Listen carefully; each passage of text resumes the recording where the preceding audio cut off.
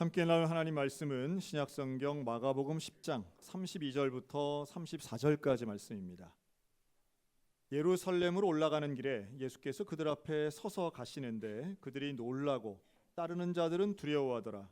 이에 다시 12제자를 데리시고 자기가 당할 일을 말씀하여 이르시되, 보라, 우리가 예루살렘에 올라가노니 인자가 대제사장들과 서기관들에게 넘겨지매 그들이 죽이기로 결의하고 이방인들에게 넘겨주겠고 그들은 능욕하며 침뱉으며 채찍질하고 죽일 것이나 그는 3일 만에 살아나리라 하시니라. 아멘. 자, 오늘은 가자 예루살렘으로 라는 제목으로 함께 말씀을 나누겠습니다. 우리가 인생 살면서 두려움의 이유는 전 두 가지 정도로 축약할 수 있다고 봅니다. 하나는 몰라서 두려운 게 있습니다. 이런 불확실성의 시대에 내일 일이 어떻게 될지 모르는 거죠. 불과 몇 년 전만 해도 초등학생들에게 앞으로 꼭 필요한 지식 중에 하나가 컴퓨터 코딩이라는 게 있었습니다. 그거 모르면 큰일 나는 것처럼 해서 실제로 아직도 교과목으로 초등학생들이 배우고 있습니다. 근데 여러분, 지금 코딩은 AI가 다 해줍니다. 저를 비롯해서 우리 모두가 원래 코딩을 몰랐는데 이제는 몰라도 된다고 하니까 훨씬 안심이 되죠. 그런 거 있습니다. 페이스북으로 유명한 회사죠. 메타라는 회사가 있습니다. 이 마크 주크버그라고 하는 IT 천재가 만든 회사인데요. 이 회사 이름이 메타로 바뀐 이유가 있습니다. 지난 팬데믹 기간 중에 앞으로의 IT 세상은 메타버스의 시대가 올 것이다. 그래서 이 메타버스를 만들었던 회사를 인수하거든요. 많은 돈을 들여서 회사 이름도 메타로 바꿉니다. 그런데 이 회사가 최근 이 메타버스 사업을 접었습니다. 저도 팬데믹 기간에 그런 얘기를 많이 했던 것 같아요. 이제 사람들은 다 아바타를 만들어 가지고 가상 공간에서 교제도 하고 뭐 교회도 만들어진다고 그러고 거기서 돈 쓴다고 그러고, 근데 실제로 팬데믹 끝난 다음에 메타버스는 이용하는 사람이 없어서 문 닫아 버린 거예요. 그러니까 예상을 하지요. 내일 일이 어떻게 될지를 예측을 잘해서 돈 버는 사람들도 있기는 한데요. 그런데 아무도 지금 내일을, 내년을, 5년 후, 10년 후에 어떤 일이 벌어질 거야 라고 그렇게 예상을 잘했던 사람들 누구도 이제는 불확실해 라고 밖에는 말할 수 없는 시대라는 말씀을 드리는 겁니다. 어떻게 해야 뭐는 없어진다고 그러죠, 직업이. 그런데 진짜로 없어질지 안 없어질지는 가봐야 알 겁니다. 또 뭐가 많이 대체된다고 해요. 다 바뀐다고 해요. 마치 우리가 생전 처음 키오스크 앞에서도 뒷사람의 재촉받을 때의 그 두려움처럼 우리는 미래에 대해서 두려움을 가지고 있는 것 같습니다. 반면 알아도 두려울 때가 있죠. 상황과 상태가 눈에 보이기 때문입니다. 여러분, 전 세계에서 국민소득이 제일 높은 나라가 어디일까요? 우리는 북유럽 국가나 스위스, 서유럽 국가 생각하지만 실제로 체감 물가는 단연 카타르 같은 나라입니다. 호르무즈 해협에 있는 반도의 나라 이 카타르는요, 국가에서 세금을 내는 대신 국가에서부터 1인당 기본소득을 받는데요, 600만 원 정도씩 매달 받습니다. 살만하죠? 그리고 집도 받고요, 차도 받습니다. 다 무상교육이고요, 외국 가서 유학하면 유학 자금도 국가에서 대줍니다. 이걸 국민수로 나누면 우리 춘천 시민만큼 정도 되는 30만 밖에 안 되는 카타르 주민이 부려먹는 외국인 일꾼은 120만 명이라고 하더라고요. 대단합니다. 이 나라가 누리고 있는 그 경제의 핵심은 지하자원이죠. 석유와 지하가스, 석유가스 때문에 이 나라는 쓰고도 남을 돈들이 너무 많아서 온통 화려하게 치장합니다. 2022년 카타르 도하 월드컵 때 우리가 그걸 봤습니다. 그런데 지금 그 나라 어떻게 됐느냐? 사상 초유의 작년에는 이스라엘에서 폭격받고요, 올해는 이란으로부터 폭격받았습니다. 살 수가 없어서 불바다가 된 현실 앞에 다 떠나고 있어요. 불과 몇 년 전만 해도 돈 받는 지상낙원이라고 했었는데 아이고야 저거 어떻게 무서워서 살겠나 하는 국가가 됐습니다. 아프리카에 있는 가난한 국가 소말리아 35년째 내전 벌어지고 있고요, 6년째 비가 안 와서 정말 먹고 살기 힘들죠. 그런 나라들에 비하면 여러분, 우리 대한민국은 얼마나 안전한지 몰라요. 얼마나 풍요로운지 몰라요. 얼마나 안전하고 풍요로우면 그렇게 전쟁이 있고 내전이 있는 전 세계의 소란 속에서 우리는 BTS 공연을 생중계로 하고 있는 나라입니다. 서울 한복판을 막아가지고 무대 만들고 이걸 연일 뉴스에서 나와서 떠듭니다. 그런데 정말 놀라운 것은 이렇게 전 세계에 위상을 세우고 K-팝의 최고라고 하는 BTS가 몇 명인지 우리 잘 몰라요. 오늘 예배 오신 분들 중에 BTS 멤버가 몇 명인지 아시는 분이 제가 반 안 될 것 같다 하는 생각이 드는데 여기도 아미가 몇 명 있는 것 같네. 네. 쉬운 발음 아름이. 근데 그쵸, BTS 7명 다 군대 갔다 온. 그래서 근데 군대 갔다 온 7명이 군대 안 갔다 온 외국인 아미하고 같이 지금 막 신나게 했죠. 뭐 자랑스러운 일이라고 생각이 듭니다. 근데 한쪽에서는 흥겹지만 또 한쪽에선 대전에서는 공장에 큰 화재가 일어나서 14명이 돌아가셨어요. 같은 날 일어났던 일입니다. 누군가는 눈물 짓고 있고 누군가는 인생이 두렵고 또 누군가는 엄청 화려해 보이는 이런 좀 이상하고 불평등해 보이는 모습이 날마다 반복되는 것. 사실 이게 인생인 것 같습니다. 그런데 그 BTS 멤버가 그런 인터뷰를 하는 걸 봤어요. 나와서 뭐라고 하느냐 하면 지난 3년 반 동안 우리를 잊었을까 봐 두려웠었다라고 말하더라고요. 화려해 보여도 그들은 또 다른 두려움을 가지고 있는 거죠. 어떤 면에서는 물론 그 방향성이나 색감 혹은 질감은 좀 다를지라도 인생은 누구나 다 두려움을 가지고 사는 것 같습니다. 내일을 모르기 때문에 두렵기도 하고 상황이 보이기 때문에 두렵기도 하고 나의 연약함이 들킬까 봐 두렵기도 하죠. 그래서 모든 인생들은 동일한 고민 가지고 있습니다. 어떻게 살아야 할까? 어디로 가야 할까? 오늘 예수님은 제자들에게 그 두려워하는 제자들에게 명확하게 말씀하는데요. 가자 예루살렘으로. 예루살렘으로 올라가자고 말씀하세요. 그런데 그 다음 말씀이 너무도 참 달라 보입니다. 어떤 면에서 달라 보이느냐 하면 대개 리더가 끌고 갈 때는 가면 좋은 거 있어, 가면 승리가 있어 이렇게 말해도 따라 갈똥말똥한데 예수님 뭐라고 하시느냐 하면 가면 대제사장과 서기관들이 나를 죽이려고 결의하고 나를 이방인의 손에 넘겨서 나를 모욕하고 침뱉고 때리고 죽일 거야. 충격적인 말씀이죠. 사실 제자들이 예수님을 따라서 지금 여기까지 온 이유가 있습니다. 예수님에게는 놀라운 능력이 있었어요. 병든 자를 고쳐주시고요. 오병이어의 기적을 베풀어 주세요. 예수님은 우리를 잘 살게, 우리를 해방되어 당당하게 살게 해줄 분이라고 하는 기대감이 있었던 거죠. 그런데 예수님은 그런 기대감과는 다르게 고난, 수치, 죽음을 말씀하고 계세요. 그런데 이게 처음 말씀하신 게 아니에요. 마가복음에는 3번이나 똑같은 말씀을 하시는 장면이 나옵니다. 8장 27절, 9장 31절 예수님은 똑같이 제자들에게 말씀하시는데요. 8장에서 베드로에게도 질문하죠. 너 나를 뭐라고 생각하느냐? 그랬더니 베드로가 주는 그리스도십니다. 아 그래, 네가 참 잘하는구나. 내가 그리스도답게 나는 고난당하여 붙잡혀서 죽어야 돼. 그랬더니 베드로가 항변을 해요. 아 예수님 그러면 안 되지요. 예수님 죽으면 안 됩니다. 그때 예수님이 하신 말씀 사탄아 물러가라. 그러니까 베드로가 왜 그런 얘기를 했는지는 우리는 이해는 돼요. 스승이 죽는다는데 그거 좋아할 제자는 없지요. 그런데 예수님의 죽음과 고난에 대한 이해가 베드로에게도 없었던 거죠. 9장에도 같은 말씀이 나오는데요. 예수님이 내가 잡혀서 3일 만에 부활할 거야 라고 말씀하시는데 제자들이 아무도 그걸 깨닫지를 못한다라고 말씀합니다. 그러니까 예수님은 고난과 죽음에 대해 숨긴 적이 없어요. 부활에 대해서 침묵하지 않으셨어요. 계속 말씀하시는데 아무도 이해하지 못해요. 그 왜 그럴까요? 왜 제자들은 이해하지도 깨닫지도 못하고 두려워만 할까요? 10장에서는 더 구체적으로 지금 본문에 말씀하시는 거예요. 내가 죽을 거야. 고난 당할 거야. 수치를 당할 거야.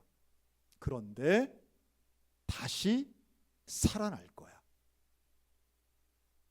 제자들의 귀에는 분명히 예수님이 말씀하셨는데 뭐만 들리느냐 하면 침뱉음, 수치당하는 거, 매 맞는 거, 죽는 것만 들려요. 부활이 잘 들리지 않아요. 왜 안 들릴까요, 이게? 왜냐하면 본 적이 없으니까. 이들은 믿지를 못하니까 부활에 대해서는 잘 와닿지가 않아요. 받아들이질 않아요.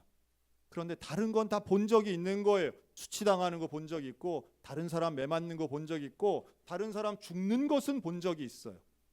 그거엔 예민해요. 내가 아는 것은 예민한데 모르는 것은 두려울 뿐이에요. 그러니 예수님이 하시는 말씀 가운데에 힘들고 어려운 고난은 크게 다가오고요. 진짜 중요한 영광의 부활에 대한 메시지는 와닿지가 않아요. 여러분, 혹시 오늘 우리들의 인생길 가운데에도 인생이 불확실하고 두려운 건 잘 알겠는데, 걱정거리, 염려거리는 잘 알겠는데 예수님의 부활은 믿어지지 않는다면 오늘 이 주의 음성이 들리시기를 주의 이름으로 축원합니다. 예수님의 부활의 메시지는 고난 없음이 아니라 고난 당하는 건 당연하고 고난 당해야 그 다음 뒤에 있는, 마치 십자가의 죽음을 경험해야 그 뒤에 있는 진짜 영광, 부활의 영광을 우리가 경험한다고 말씀하고 있는 거예요. 그러니 그 예수님을 따라간다는 의미는, 즉 지금 예루살렘으로 가자라고 할 때 예수님의 이 말씀을 따라서 가는 것은 예수님이 당하실 고난, 십자가의 고난을 포함하는 영광이 들어있는 겁니다. 여러분, 예수님이 예루살렘 왜 가세요? 죽으러 가시는 거예요. 예루살렘에 가서 나를 핍박이 기다리고 있고 죽음이 기다리고 있는데 알고 가시는 거예요. 왜냐하면 인류를 구원하는 사명이 있으니까. 여러분, 부활의 신앙은요, 놀랍게도 상황이 아니라 사명에 집중합니다. 상황이 눈에 보여요. 불안하죠. 불길해요. 불리해요. 하지만 그런 상황은 당연하게 여기고, 그런 고난은 당연하게 여기고, 그 뒤에 있는 부활의 영광을 볼 수 있다면 우리는 고난이 힘들고 괴롭긴 하지만 견뎌낼 수 있는 줄로 믿습니다. 인생이 확확 달라질 때가 있어요. 요즘 설교하러 올라오면서도 마음이 무거웠어요. 이번 한 주간 우리 교인들 중에 암 진단 받으신 분이 3분이 더 생겼어요. 마음이 많이 무거워요. 그런데 그때가 이렇게 누군지 아는 것처럼 또 고개를 끄덕이시는 거는 그렇지는 않죠. 네. 아무도 모르실 거예요. 근데 저만 이제 이렇게 알고 말씀하시고 하니까 마음이 안타깝고 무거운데, 젊은 분들이. 근데 이분들을 위해서 기도하면서도 마찬가지입니다. 하나님께서 인생을 갑자기 내가 원하던 방향, 또 혹은 내가 지금 잘 가고 있는 방향 갑자기 꺾일 때가 있습니다. 갑작스러운 고난 앞에, 생각 못했던 사건 앞에 우리의 상황과 생각이 두렵죠. 마치 제자들도 그런 충격이었을 거예요.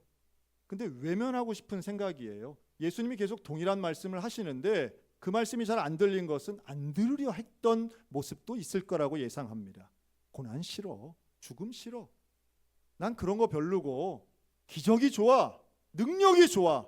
예수님이 지금 하시는 거, 눈에 보이는 거 명확한데 왜 예수님 자꾸 고난 이야기 하시는 거야? 그런데 예수님은 변함없이 말씀하시고 오늘도 우리들의 인생 가운데 명확하게 전해주시는 말씀이시죠. 고난 당연해. 죽음 너무 당연해. 그리고 이러한 고난과 죽음을 넘어가야, 그걸 경험해야 진짜 부활, 진짜 생명을 맛볼 수 있는 거야. 나는 그거 위해서 왔어. 너희를 사랑하니까 때로는 떡도 주고, 너희를 사랑하니까 때로는 질병에서 나음받기도 하지만, 너희 눈도 보게 하고 걷게도 하지만 더 큰 구원, 근본적인 구원, 그것은 부활의 영광이야. 저는 이렇게 들려요. 예루살렘으로 가자라고 하시는 그 예수님의 말씀이 불안하지만, 두렵지만 나와 함께 내일로 가자. 나와 함께 사명을 향하여 가자. 가면 고난이 있어도, 십자가가 있어도 내가 너와 함께 할게. 너의 인생 내가 동행할게. 나와 함께하면 죽어도 다시 살아. 죽어도 다시 살아. 여러분, 이 말씀이 믿어지시기를 주의 이름으로 축원합니다. 이번 3월 달에 전 세계에 여러 가지 일들이 있었지만 사실 전 세계 사람들이 이렇게 봤던 게 또 하나 있는데요. 바로 패럴림픽 올림픽입니다.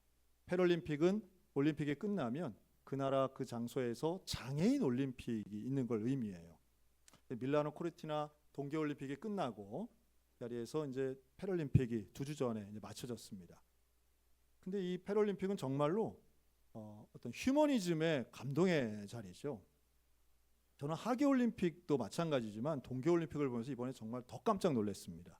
특별히 뭐 다양한 종류의 장애를 가지신 분들이 출전을 해서 국가대표로 뛰시는데 저는 그 중에도 시각장애인 분들이 펼치시는 경기는 너무 경이롭더라고요. 근데 이번에 시각장애인으로서 출전한 우리나라 선수들 중에 어떤 경기가 있냐면 알파인 스키 종목이 있었습니다. 알파인 스키. 이게 말이 그렇죠. 스키 활강 종목인데요. 여러분 스키 우리 강원도 분들이니까 다 타보셨죠?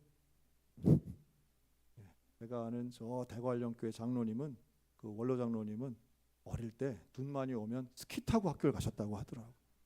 대나무 스키 타고 쫙 타고 그 동화 같은 얘기인데 그때 그래서 동계체전은 다 강원도가 우승하고 그랬대요. 그래서 제가 너무 궁금해가지고 갈 때는 스키 타고 내려가시는데 집에는 어떻게 가셨어요? 제가 질문을 한 적이 있어요. 그랬더니 눈신을 신으면 이렇게 눈에도 걸어 올라갔다 뭐 그러시더라고요.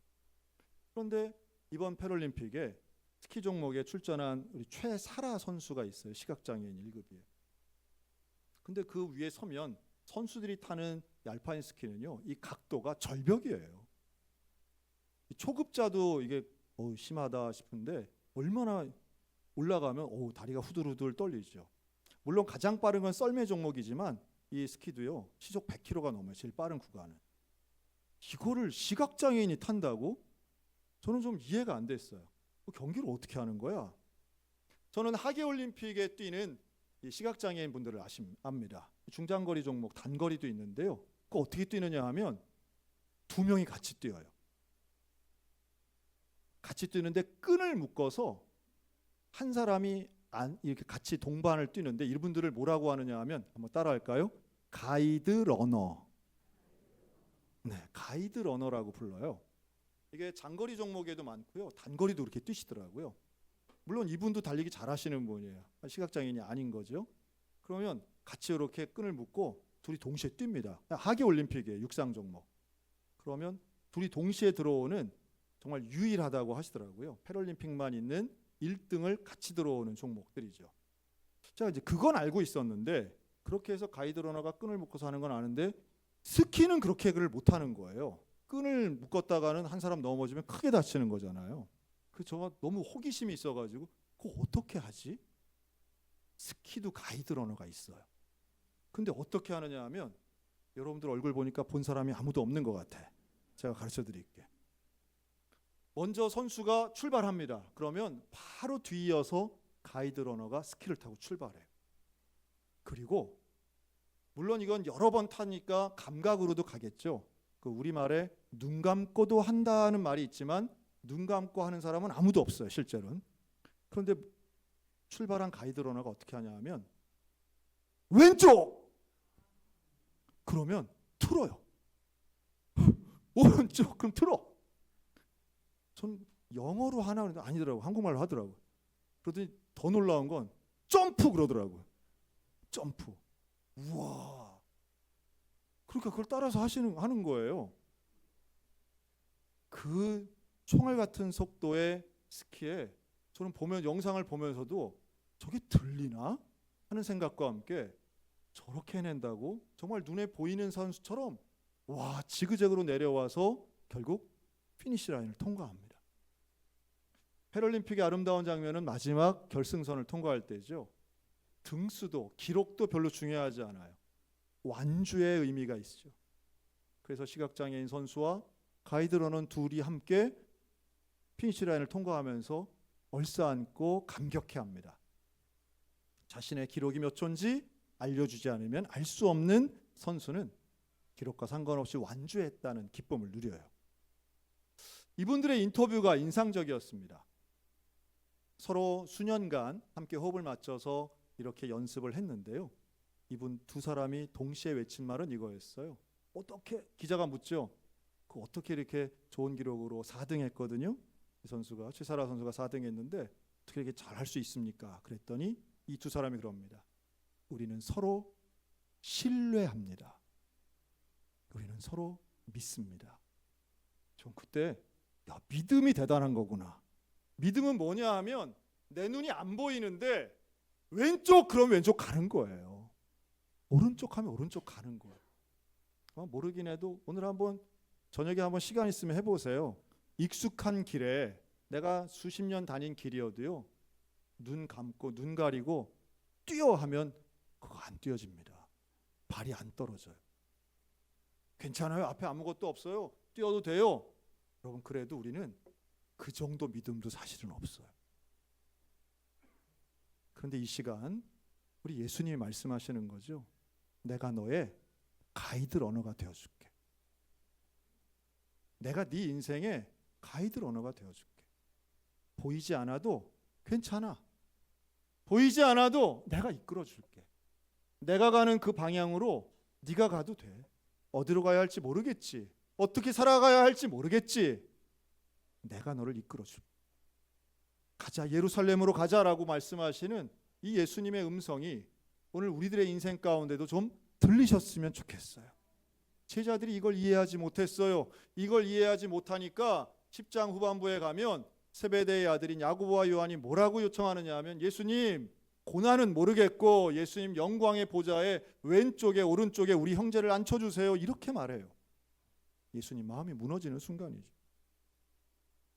우리는 언제까지 예수님 앞에 달콤한 인생, 편안한 삶만을 마치 살 수 있는 것처럼 착각하면 안 된다는 거예요. 예수님이 가이드 러너가 되어주신다고 해서 내가 가야 할 길이 자동으로 가는 건 아니에요. 내가 노력해야 돼요. 왼쪽으로 꺾여져야 돼요. 울퉁불퉁하고 바람을 그대로 맞고 있어요. 내가 가는 이 길이 돌짝밭 같은 길인 건 변함이 없어요. 하지만 분명한 건 방향이 올바르다는 거예요. 그리고 예수님이 계시다는 거예요. 내가 넘어질 수도 있어요. 가이드 러너가 아무리 얘기해도 내가 넘어질 수 있어요. 그러면 가이드 러너는 추월해 가지 않아요. 멈춰서서 기다려요. 일어서 다시 하는 거야. 넘어졌던 시각장애인 선수가 다시 일어나면 방향을 전혀 몰라요. 어디로 가야 될지 모르는 거예요. 한번 넘어졌다 일어나면 정말 몰라요. 내가 지금까지 어느 방향으로 가고 있었는지도 몰라요. 그때 멈추고 귀를 기울이면 세미하게 들려요. 조금 더 왼쪽으로, 조금 더 오른쪽으로. 괜찮아, 지금 그 방향이 맞아. 여러분, 고난의 앞에 기도를 선택하시기 바랍니다. 이 사순절 기간에 주 앞에 나와 기도하시기 바랍니다. 혼란스러운 상황에 남 탓, 나라 탓 그만하고, 부모 탓, 가정 탓 그만하고 우리 하나님 바라보시길 주의 이름으로 권면합니다.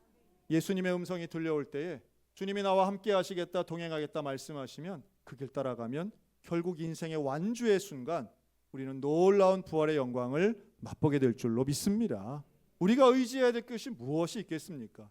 그 무엇도 온전하지 않아요. 오직 나를 위해 십자가에 달려 돌아가신 그 예수님, 나를 위해 3일 만에 부활하신 그 예수님, 나를 위하여 천국의 영광을 이미 약속하고 계시는 그 예수님이 우리가 의지할 유일한 분인 줄로 믿습니다.